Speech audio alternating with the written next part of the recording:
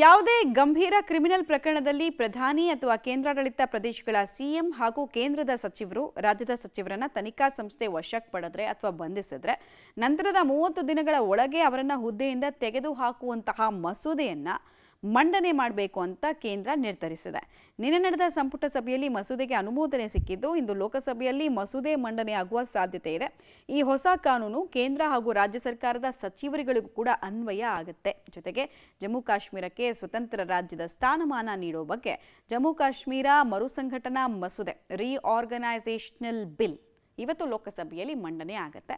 ದೀರ್ಘಕಾಲದಿಂದ ಈ ಬಿಲ್ಗೋಸ್ಕರ ಒತ್ತಡಗಳ ಕೇಳಿಬಂದಿತ್ತು.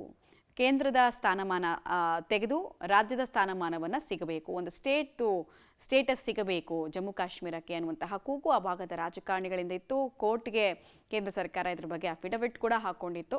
ಶೀಘ್ರವೇ ನಾವು ರೀಸ್ಟೋರ್ ಮಾಡ್ತೀವಿ, ಬಿಲ್ ಎಲ್ಲ ಕಂಪ್ಲೀಟ್ ರೆಡಿ ಇದೆ ಅಂತ. ಸೊ ಬಿಲ್ನ ಸ್ವರೂಪ ಹೇಗಿರುತ್ತೆ, ಏನೇನು ಅಂಶಗಳ ಅಡಕವಾಗಿರುತ್ತೆ ಅನ್ನೋದನ್ನ ನೋಡಬೇಕು. 2019 ಆಗಸ್ಟ್ 5ನೇ ತಾರೀಕು ಜಮ್ಮು ಕಾಶ್ಮೀರದ ವಿಚಾರದಲ್ಲಿ ವಿಶೇಷ ಸ್ಥಾನಮಾನವನ್ನು ತೆಗೆದು ಹಾಕಲಾಗಿತ್ತು. ಡೀಟೇಲ್ಸ್ ಕೊಡ್ತಾರೆ ಶಬೀರ್. ಎರಡು ಪ್ರಮುಖ ಡೆವಲಪ್ಮೆಂಟ್ಗಳಿಗೆ ಸಂಬಂಧಪಟ್ಟಂತೆ ಇವತ್ತು ಬಿಲ್ ಮಂಡನೆ ಆಗುತ್ತೆ ಅಂತ, ಎರಡು ಎಷ್ಟು ಮಹತ್ವದ್ದಾಗಿದೆ, ಏನೇನು ಮಾಹಿತಿ ಕೊಡ್ತೀರಿ? ಮಮತಾ ನೋಡಿ, ಜಮ್ಮು ಕಾಶ್ಮೀರಕ್ಕೆ ವಿಶೇಷ ಸ್ಥಾನಮಾನವನ್ನ ರದ್ದು ಮಾಡಿ 6 ವರ್ಷ ಆಗಿದೆ. ಈ ಸ್ಥಾನಮಾನ ರದ್ದು ಮಾಡಬೇಕಾದಂತ ಸಂದರ್ಭದಲ್ಲಿ ಜಮ್ಮು ಕಾಶ್ಮೀರಕ್ಕೆ ಕೇಂದ್ರಾಡಳಿತ ಪ್ರದೇಶವನ್ನ ಮಾಡಿ ಒಂದು ಏನು ಅದರ ರಾಜ್ಯದ ಸ್ಥಾನಮಾನ ಏನಿತ್ತು ಅದನ್ನ ತೆಗೆದು ಹಾಕಲಾಗಿತ್ತು. ಈಗ ಸಾಕಷ್ಟು ಒತ್ತಡಗಳು ಕೇಳಿ ಬಂದಂತ ಹಿನ್ನೆಲೆಯಲ್ಲಿ ಮತ್ತು ಸುಪ್ರೀಂ ಕೋರ್ಟ್ ಕೂಡ ಆದೇಶವನ್ನ ಕೊಟ್ಟಿರುವಂತಹ ಹಿನ್ನೆಲೆಯಲ್ಲಿ ಅದಕ್ಕೆ ಮತ್ತೆ ಪ್ರತ್ಯೇಕ ರಾಜ್ಯದ ಸ್ಥಾನಮಾನವನ್ನ ಪುನಃಸ್ಥಾಪಿಸುವಂತ ನಿಟ್ಟಿನಲ್ಲಿ ಇವತ್ತು ಬಿಲ್ ಮಂಡನೆ ಆಗುವಂತ ಸಾಧ್ಯತೆಗಳಿದೆ ಅಂತ ಹೇಳಲಾಗ್ತಾ ಇದೆ. ಲೋಕಸಭೆಯಲ್ಲಿ ಈ ಬಿಲ್ ಮಂಡನೆ ಆಗುವಂತ ನಿರೀಕ್ಷೆಗಳನ್ನ ಕೂಡ ಮಾಡಲಾಗ್ತಾ ಇದೆ.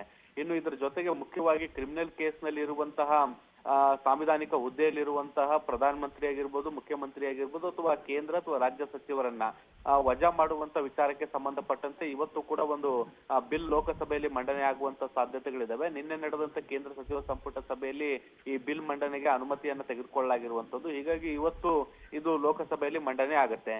5 ವರ್ಷ ಅಥವಾ ಅದಕ್ಕಿಂತ ಹೆಚ್ಚು ವರ್ಷಗಳ ಕಾಲ ಶಿಕ್ಷೆ ಆಗುವಂತಹ ಪ್ರಮುಖ ಗಂಭೀರ ಕ್ರಿಮಿನಲ್ ಪ್ರಕರಣಗಳಿದ್ರೆ ಅವರನ್ನ 1 ತಿಂಗಳಲ್ಲಿ ಪದಚ್ಯುತಿಗೊಳಿಸುವಂತಹ ಬಿಲ್ ಇದಾಗಿರುವಂತದ್ದು. ಸೊ ಇದು ಮುಂದಿನ ದಿನಗಳಲ್ಲಿ ಬಹಳ ದೊಡ್ಡ ಏನು ಅಸ್ತ್ರವಾಗಿ ಕೂಡ ಪರಿಣಮಿಸುವಂತ ಸಾಧ್ಯತೆಗಳಿದಾವೆ ಮಮತಾ.